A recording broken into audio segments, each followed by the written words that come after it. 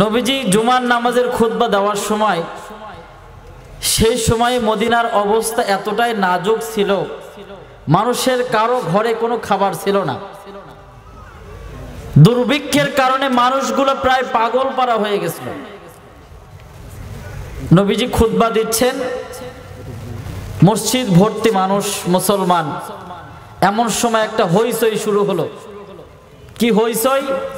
একটা কথা, দুইটা কথা, এভাবে হতে হতে মানুষের কানে পৌঁছায় গেল একদল বাণিজ্যিক, যারা বাণিজ্য করে, ব্যবসা করে, তাদের ব্যবসায়িক একটা দল মদিনায় এসেছে।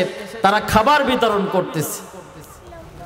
নবীজি খুতবা দিচ্ছেন, খাবারের কথা শুনে অভাবের তাড়নায় সেই সময় মসজিদ থেকে সবাই ছুটে ছুটে বের হয়ে চলে গেলেন। সবাই যখন বের হয়ে গেলেন, নবীজি দেখলেন অবশিষ্ট আছে মাত্র 10 জন। কতজন? আরো জোরে, কতজন আছে? মাত্র দেখলেন মাত্র আছে 10 জন। আর বাকি সবাই চলে গেল। নবীজি ওই সময় তার জবান থেকে বললেন, আজকে খাবারের জন্য সবাই বের হয়ে গেল, তোমরা 10 জন থাকলা কেন? বলে, ইয়া রাসূলুল্লাহ, দুনিয়ার সুখ শান্তি, দুনিয়ার খাবার, দুনিয়ার রেজেক, দুনিয়ার হায়াত, দুনিয়ার সুখের চাইতে আপনি নবী আমাদের কাছে বেশি প্রিয়। জোরে বলেন সুবহানাল্লাহ।